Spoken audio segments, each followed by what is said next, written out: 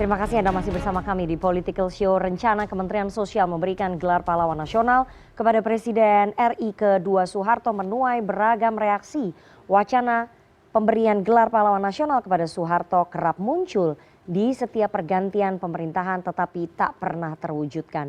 Alih-alih mengusulkan Soeharto sebagai pahlawan pemerintah, seharusnya fokus saja menunaikan komitmen mengusut berbagai pelanggaran HAM berat yang tak kunjung terselesaikan. Usulan pemberian gelar pahlawan nasional kepada Soeharto justru akan mengingkari amanat reformasi.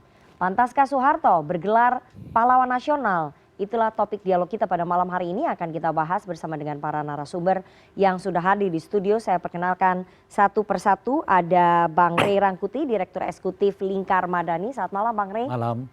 Ada Mas Ubedillah Badrun, aktivis 98. Ya, selamat malam. Selamat malam Mas Ubed. Ada Wakil Ketua Umum Partai Golkar, Bang Ahmad Doli Kurnia. Selamat malam Bang Doli. Assalamualaikum warahmatullahi wabarakatuh. Waalaikumsalam. Ada juga Ketua Umum KNPI, Komite Nasional Pemuda Indonesia, Haris Pertama. Selamat malam Mas Haris. Selamat malam Mbak Riana. Dan terima kasih sekali sudah bergabung melalui sambungan virtual. Ada Pak Radik Karsa Diguna, Direktur Pemberdayaan Masyarakat Kementerian Sosial. Selamat malam Pak Radik.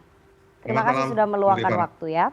Dan seperti biasa, karena anak-anak muda menjadi tumpuan masa depan bangsa, mereka harus punya suara, apalagi anak-anak muda ini bisa berekspresi, punya kebebasan berpendapat karena amanat reformasi begitu ya, hasil dari perjuangan reformasi. Nah, hadir langsung di studio CNN Indonesia pada malam hari ini ada Senat Mahasiswa Fakultas Hukum Universitas Pembangunan Nasional Veteran Jakarta. Teman-teman dari UPN nanti bisa bertanya, mengkritisi, ataupun mengungkapkan pendapatnya ya kepada seluruh narasumber yang hadir pada malam hari ini. Saya mau ke Kementerian Sosial, langsung saja ya ke Pak Radik dulu. Pak Radik, karena ini usulannya datangnya dari Kementerian Sosial, dari Kementerian Anda. Pak Radik, Kementerian Sosial bersama tim peneliti dan pekaji gelar pusat mengusulkan Presiden kedua RI Pak Soeharto mendapatkan gelar pahlawan nasional. Pertanyaannya, apa pertimbangan Kementerian Sosial kemudian mengusulkan Pak Harto mendapatkan gelar pahlawan nasional? Ya. Baik Mbak Rifana, terima kasih atas pertanyaannya. Yang saya hormati para narasumber yang sudah hadir di studio malam ini. Baik ya, terkait dengan pengusulan pahlawan nasional, calon pahlawan nasional atas nama Haji Muhammad Soeharto, ini memang usulannya berawal dari usulan masyarakat, Bu Rifana. Jadi ini sebenarnya usulannya itu pertama kali diusulkan itu tahun 2010.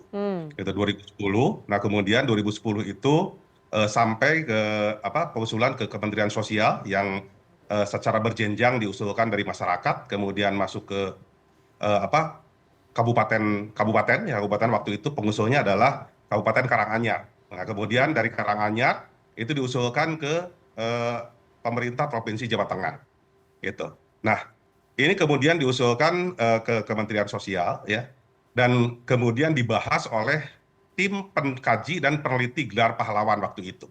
Gitu. Nah, kemudian ternyata memang dari hasil kajian itu Pak Harto dengan melihat dari jasa-jasa dan lain sebagainya, terlepas dari kontroversi yang ada, itu memenuhi syarat. Gitu. Jadi statusnya itu memenuhi syarat waktu tahun 2010. Nah, setelah memenuhi syarat itu memang dari Kementerian Sosial kemudian diusulkan ke Presiden melalui Dewan Gelar ya, Dewan Gelar tanda jasa dan tanda kehormatan di Setmilpres. Nah, memang waktu itu tahun 2010 Pak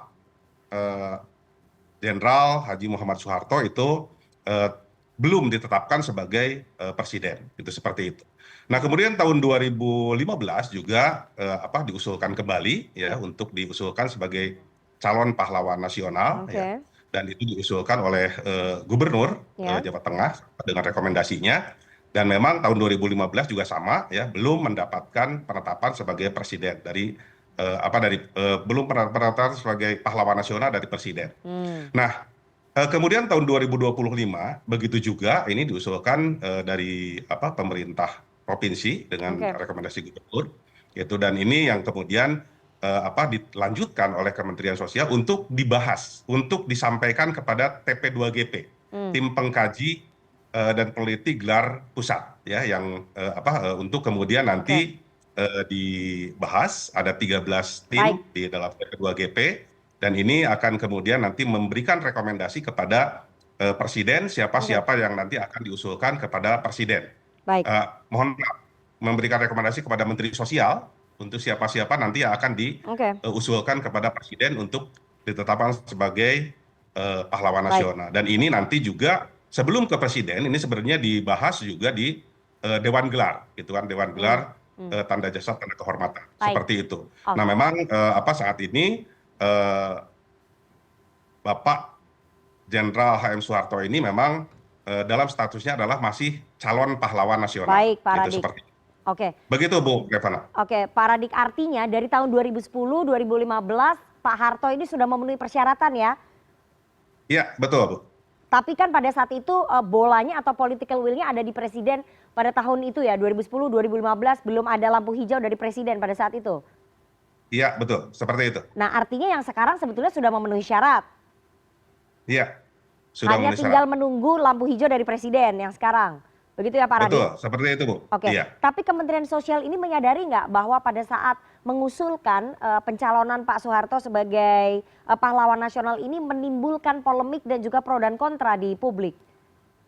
Ya, saya kira untuk hal ini sudah disampaikan oleh Pak Menteri sendiri, Hmm, Bu Rifana dan Bapak Ibu sekalian. Jadi saya kira semua warga negara Indonesia ya WNI tadi hmm, seperti disampaikan itu memiliki hak untuk diusulkan sebagai calon pahlawan, gitu kan.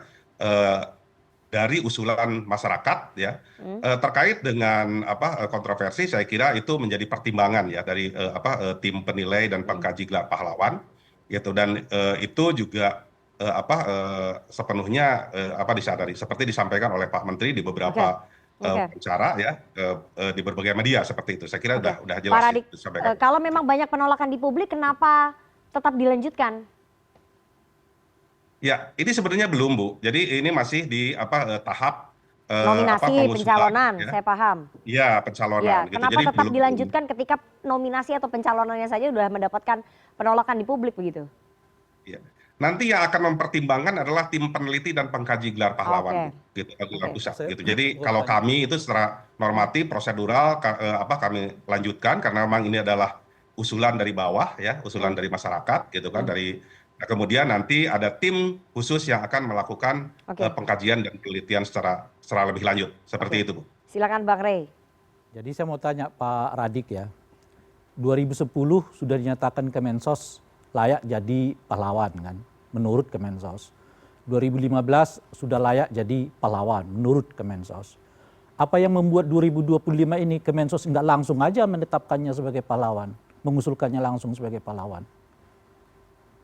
Ya, eh, Pak Ray, mohon maaf, ini kami Hmm. hanya mengusulkan. Jadi artinya Hmm, memang yang menetapkan itu adalah presiden, Pak. lampu Gitu. Iya, Jadi hijaunya iya. presiden. Paham saya. Tadi kan Bapak ya, masih menyebut nanti akan lagi dibahas oleh gelar apa namanya? Dewan Gelar. Dewan Gelar lah ini. Tapi kan 2015 sudah ditetapkan oleh Kemensos toh. 2010 sudah ditetapkan oleh Kemensos. Kan nggak perlu lagi ada pembahasan-pembahasan itu. Tinggal mengusulkan lagi ke presiden yang sekarang kan. Nah ya, 2010 presiden nggak menyetujuinya. Kira-kira begitu loh ya. 2015 ya. presiden nggak menyambutnya. Nah artinya administrasinya udah selesai nih. Tinggal di tangan presiden sekarang. Loh ini kembali ke awal kenapa? Ya, tidak kembali ke awal, Pak. Ini hanya pengusulannya saja, prosedurnya seperti itu. Jadi Prosedurnya untuk memang harus dari bawah begitu. harus dari gubernur, gitu ada Bukan. rekomendasi. Tadi kan 2015 sudah diusulkan oleh Departemen Sosial toh. Hmm. Ya, Ya kan? Presiden tidak berkenan. Begitu kan Pak Radik? betul, betul. Nah artinya administrasi pengusulan macam-macam udah selesai tuh. Ya, terus? Lah kenapa Ya, 2025 kembali ke awal itu maksud saya? Kan udah selesai di tidak dari awal, 2015. Pak Ray. Tidak Kenapa? dari awal. Ini tidak dari awal. Jadi langsung dari gubernur ke Menteri Sosial, kemudian nanti tetap ada pertimbangan dari Oke. TP2GP. Oke, karena ada Gitu. yang Kemudian mengusulkan. baru Oke ya. dilanjutkan ke presiden. Ya, Seperti itu prosedurnya, Pak. teknis prosedurnya. Saya mau ke Bang Prosedur, Doli dulu. iya. Bang Doli, Golkar termasuk salah satu yang mendukung wacana Pak Harto mendapatkan gelar pahlawan nasional. Apa kemudian yang membuat Golkar setuju? Itu sudah menjadi keputusan Partai Golkar dari tahun 2010 ya kalau nggak salah ya. Iya. Apa kemudian yang membuat Golkar konsisten gitu, setuju mendorong itu? Ya tentu pertama dari sejarah antara Golkar dan Pak Soeharto kan punya ikatan historis yang cukup panjang ya secara institusional gitu. Nah tapi yang kedua adalah saya kira saya termasuk yang mengatakan Golkar setuju karena apa? Pertama ya kalau kita harus lihat dulu jasa-jasanya ya. Ya bahwa selama ini kan kalau tadi lihat ada syarat umum syarat khusus saya kira itu memenuhi syarat semua. Oke. Nah yang kedua memang mungkin ada yang mengatakan tidak setuju ya nggak ada masalah juga itu punya pandangan yang berbeda gitu ya. Mungkin satu sisi orang melihat dari segi atau perspektif yang negatifnya gitu. Tapi kami menilai bahwa apa yang sudah dilakukan oleh Pak Soeharto itu jauh lebih bermanfaat buat bangsa ini ya. Dan itu bukan hanya beliau sebagai presiden, tetapi jauh sebelumnya beliau itu adalah TNI ya. Beberapa perang sejarah yang sangat fenomenal, misalnya serangan 1 Maret, kemudian Trikora dan seterusnya. Itu tadi kan ada syarat kan, tidak menyerah pada musuh, perjuangan kemerdekaan dan seterusnya gitu. Nah itu yang saya kira memang menjadi catatan-catatan yang kita anggap layak untuk kemudian diajukan kembali. Nah kemudian yang berikutnya adalah ya ini kan kalau ada teman-teman atau sebagian masyarakat yang mengatakan mengungkapkan kembali ya soal hal-hal yang kemudian dianggap negatif itu, ya saya kira pertama tidak ada manusia yang sempurna. Ya pasti punya salah dan khilaf. Termasuk bapak-bapak kita yang selama ini juga mungkin sudah disematkan gelar pahlawan, ya pasti itu juga ada titik-titik lemah itu. Tapi semuanya akan jadi, kemudian disimulkan jadi pahlawan, karena memang jasanya dianggap lebih besar dibandingkan misalnya kesalahan dan khilafannya. Golkar konsisten sekali ya selama 15 tahun mendorong Pak Harto mendapatkan gelar pahlawan nasional. Di antara semua tokoh yang sudah berjasa di Republik ini, kenapa Golkar hanya fokus mengusulkan Pak Harto? Kita nggak mengusulkan, kan tadi mendukung Pak Harto. Iya, apa namanya tadi di antara kan tokoh-tokoh lainnya nih. Tadi kalau di Pak Ray tanya itu ya, memang mekanismenya begitu. Kalau dulu gagal, ya itu harus diusulkan kembali. Makanya kenapa diproses sampai sekarang di Kemensos. Jadi nggak serta-merta misalnya 2010 diusulkan, disetujui, tinggal presiden menetapkan. 2015 harus memang diulang lagi karena harus ada yang mengusulkan. Nah sekarang kan ada yang mengusulkan. Nah saya kira yang kita juga harus tidak bisa, negara ini kan negara demokratis gitu ya. Kalau ada yang mengusulkan ya memang harus diproses. Ini kita bicara usulan teknis nih. Ada fakta-fakta baru. Nah kalau posisi Golkar saya kira saya masuk yang memberikan dukungan kalau misalnya Pak Presiden Gus Dur ya. Dulu kita juga memberikan dukungan kepada Pak Soekarno, gitu ya. Ya karena kita menganggap orang-orang tua kita yang jadi presiden-presiden ini ya, secara faktual memang bisa kita temukan mereka sudah memberikan yang terbaik buat bangsa ini sehingga bangsa ini dalam posisi yang seperti sekarang ini. Gitu. Jadi nggak juga sangat subjektif ya, harus kita mendukung yang ini yang lain enggak. Semua kita dukung termasuk yang nama-nama sebutkan tadi itu. Baik. Kalau Golkar mendukung, kemudian Kementerian Sosial mengusulkan, bagaimana dengan Istana? Saya akan putarkan pernyataan dari Istana, respon Istana terkait dengan usulan Soeharto sebagai pahlawan nasional. Kita dengarkan sama-sama. Usulan ya, itu usulan dari Kementerian Sosial terhadap Presiden Soeharto. Saya kira kalau kami merasa bahwa apa salahnya juga gitu. Menurut kami ya mantan-mantan presiden itu sudah sewajarnya untuk kita mendapatkan penghormatan dari bangsa dan negara kita. Jangan selalu melihat yang kurangnya kan, kita lihat prestasinya. Sebagaimana Bapak Presiden selalu menyampaikan bahwa kita itu bisa sampai di sini kan karena prestasi para pendahulu-pendahulu kita. Itu tadi respon dari Istana yang disampaikan oleh Mensesnek Prasetyo Hadi bahwa wajar kalau misalnya Pak Harto mendapatkan gelar pahlawan nasional. Saya mau ke Bang Rey. Bang Rey, dari Kementerian Sosial, kemudian Golkar dan juga Istana menilai memang wajar dan juga layak. Menurut Anda pertimbangan yang disampaikan oleh Golkar, kemudian oleh Kemensos dan juga oleh Istana itu cukup kuat nggak menjadikan alasan Pak Harto ini mendapatkan gelar pahlawan nasional? sebetulnya titik tekan mereka yang mana gitu. Hmm. Kalau disebut keberhasilan, lihat orang memimpin 32 tahun. Kan cara ngukurnya itu 32 tahun ngasilin apa? Kalau disebut dengan, ya, mari kita bandingkan lah misalnya 10 tahun pertama Presiden Soeharto berkuasa, apa yang terjadi? Dengan dibandingkan 10 tahun Presiden di era reformasi. 10 tahun di eranya SBY misalnya, apa yang kita dapat? 10 tahun di eranya Pak Jokowi, apa yang kita dapat? Dan sebagainya gitu. Nah kalau kita review ulang 10 tahun di era kepemimpinan Pak Jokowi, Pak Soeharto itu, rasanya nggak ada pembangunan, yang ada adalah konsolidasi politik yang menghilangkan kebebasan warga negara. Tahun 71 kita pemilu pertama, 10 partai, 77, ya kemudian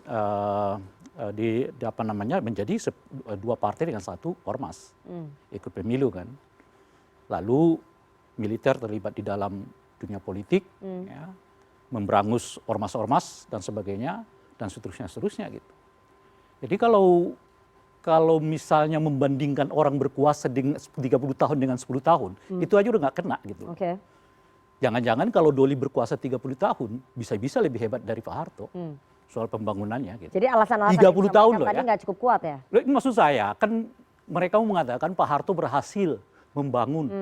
Ya orang berkuasa 30 tahun. Pasti berhasil. Enggak, alat ukurnya juga udah pasti beda. Oke. Gitu loh maksud saya. Berkuasa 30 tahun dengan 10 tahun tuh alat ukur udah jelas beda.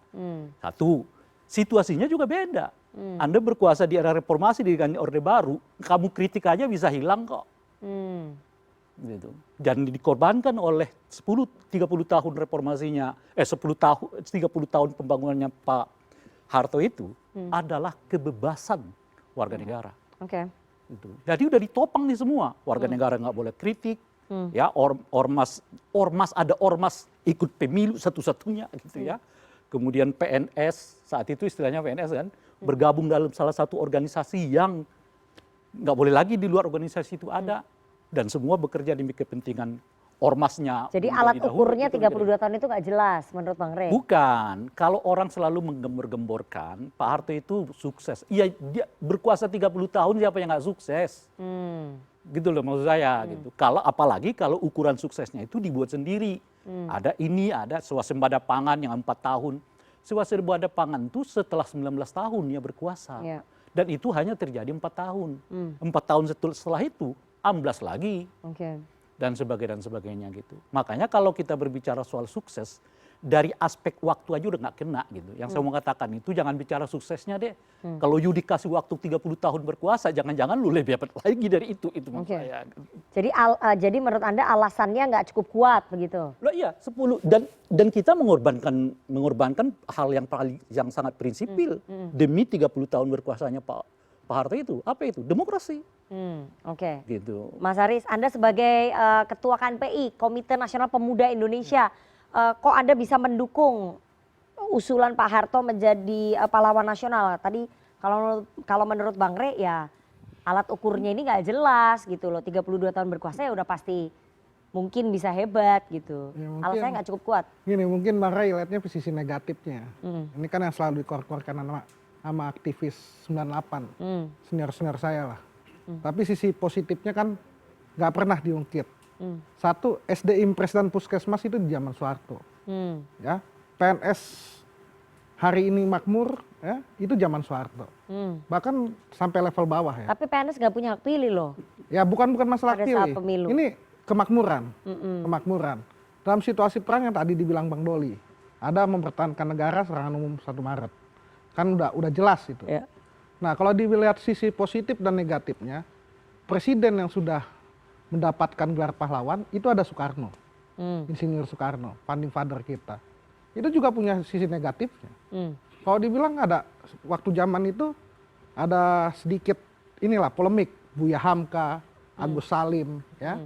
Makanya mungkin di Sumatera Barat tidak populer nama Soekarno, mungkin lebih populer nama Soeharto. Nah itu juga ada, tapi kan itu kita lupakan. Sisi negatif itu. Coba lihat prestasinya, bendungan, ya, terusnya pembangunan tol pertama di Indonesia itu zaman Soeharto. Jadi lebih banyak sisi positifnya menurut Anda? Ya kalau saya bilang dosa-dosanya. Saya bilang bahwa pemimpin harus kita hargai. penghargaan terhadap pemimpin ini kan kalau memang ada salah satu presiden Indonesia yang sudah ditetapkan gelar pahlawan nasional, ya harus semuanya harus ditetapkan. Karena nggak bisa bahwa misalkan Jadi semua presiden Indonesia harus mendapatkan gelar pahlawan nasional. kalau kita mau berdebat sebetulnya harus misalnya kita berdebat ada PDI sebetulnya di sini. Ya. Kalau Soekarno, ya siapa yang nggak tahu ada sisi negatif Pak Soekarno. Tapi kan kita harus lupakan itu semua. Kejadian 98 itu udah hampir 27 tahun hari ini. Oke. Nah, maksud kita jangan bebankan, ya, apalagi ada adik mahasiswa di sini, doktrinisasi tentang kebencian terhadap Orde Baru. Oke. Jadi Karena ada itu saya ya. salah satu korban. Ada paham. Saya salah satu korban sama senior-senior saya. Oke, paham saya kebencian 2000. terhadap Nah, Pak Harto, Jadi, uji itu ada sederhana doktrin ya. gitu. itu Ya? penghargaan. Uji itu sederhana. Coba kita tanya Bung Doli. Apakah karena perasaan benci dia ikut serta menjatuhkan Soeharto saat itu? Iya, nggak persoalannya itu kan 20, nggak begini. Kalau tadi bicara Tunggu dulu. ukuran, nggak gini. Pertanyaan saya, apakah Bung Doli ikut serta menjatuhkan Soeharto saat itu? Loh, iya. Didasarkan pada Kebencian. perasaan benci atau tidak?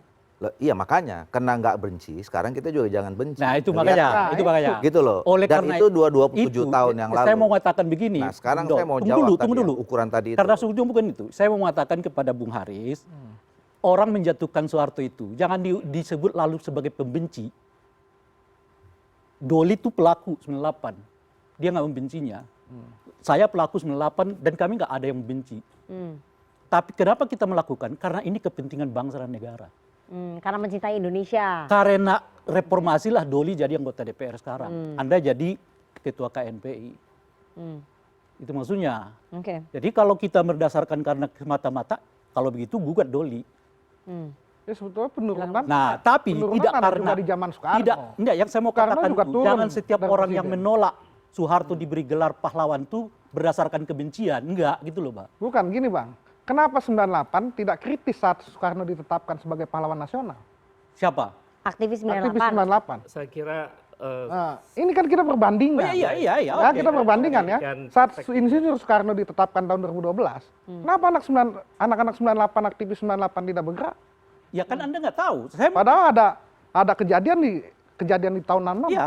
Bahkan bagi saya, kalau saya sendiri ya, apa sih sebetulnya orang sehingga berlomba-lomba harus membuat pahlawan?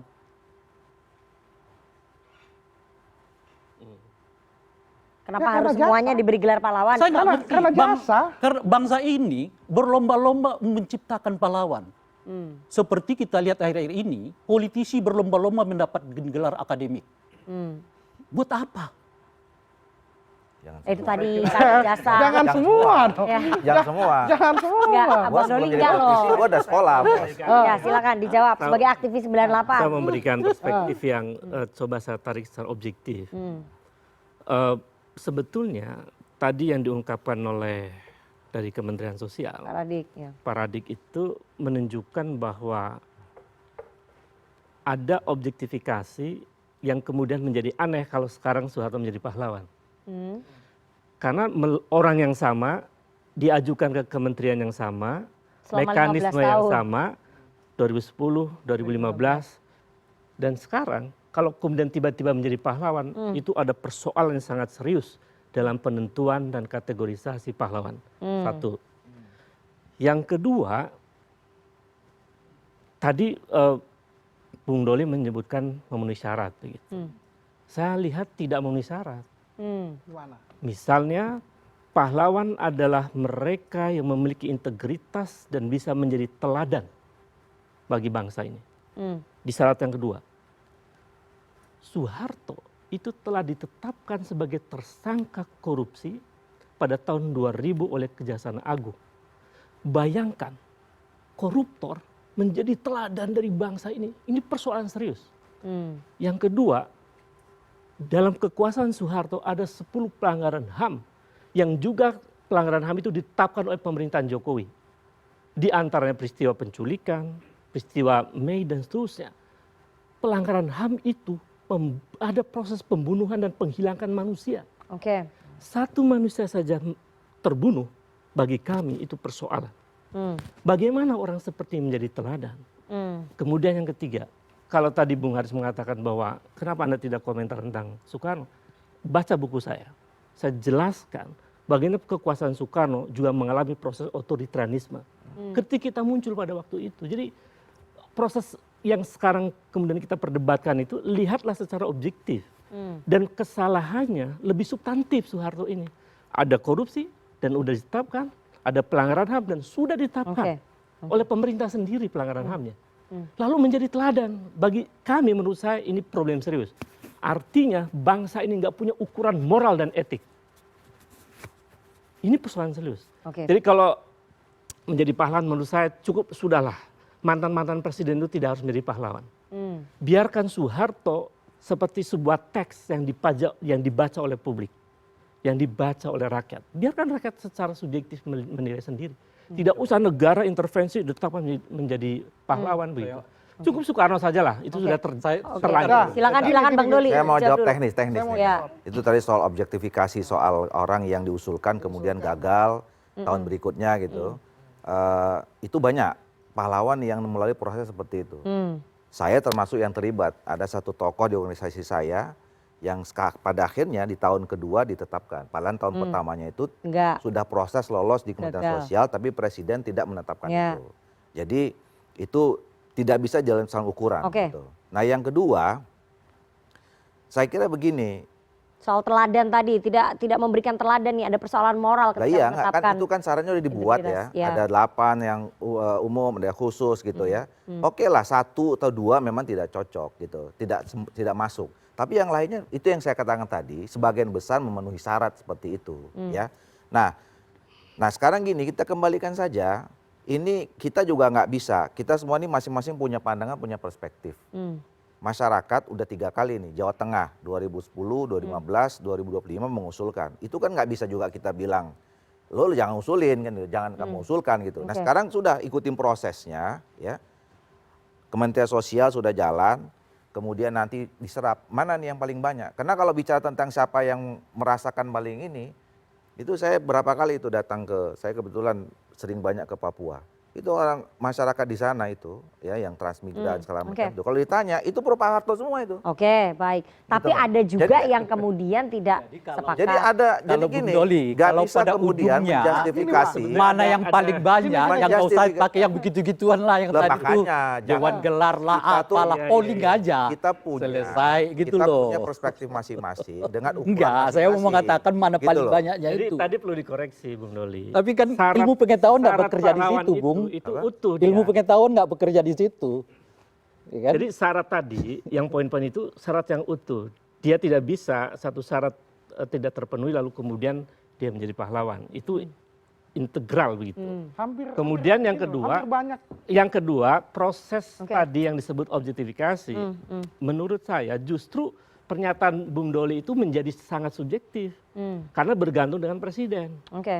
Jadi siapa yang menentukan pahlawan ternyata presiden, bukan proses objektifikasi itu. Gitu loh. Iya, itu fakta. Saya ngalamin. Ya faktanya itu, fakta itu adalah fakta yang tidak masalah nasionalis. Dan di zaman Soeharto itu dan nasionalisme itu presidennya tinggi. sama, Pak.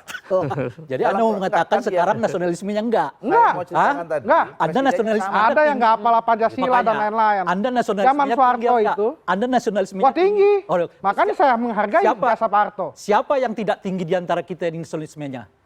Gini Bang, Siapa di di zaman antara Pak kita ini Harto nasionalismenya nggak tinggi? muncul Aku Cinta Indonesia dan lain-lain, P4. Siapa dan lain-lain. di antara kita saat ini yang Dan hampir nasionalismenya semua tidak tinggi? masyarakat Indonesia tahu Siapa? tentang Pancasila. Koruptor-koruptor Hari itu ini, nasionalismenya tinggi nggak? Pendidikan, dunia pendidikan, Koruptor-koruptor itu tidak nasionalismenya ada. tinggi nggak? Tidak ada yang hampir seluruhnya hafal Pancasila. Koruptor itu Koruptor ada di zaman nasionalistik. sekarang, Bang.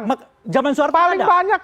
Di Paling zaman banyak Soeharto. di zaman sekarang. Kalau tidak ada di zaman KPK menangkap. Soeharto, Lihat data KPK. kenapa ia ada di TAP MPR? Aduh, ini kalau Oke, masalah kita bicara TAP koruptor. MPR ya nanti di Iya. Kenapa segmen ada selanjutnya TAP ya. KKN-nya Soeharto? Oke. Soal TAP MPR ternyata namanya sudah dihapuskan. Nanti kita tanya ke DPR kenapa bisa dihapuskan. Tapi kita harus jeda terlebih dahulu. Jangan kemana-mana, tetap bersama kami di Political Show.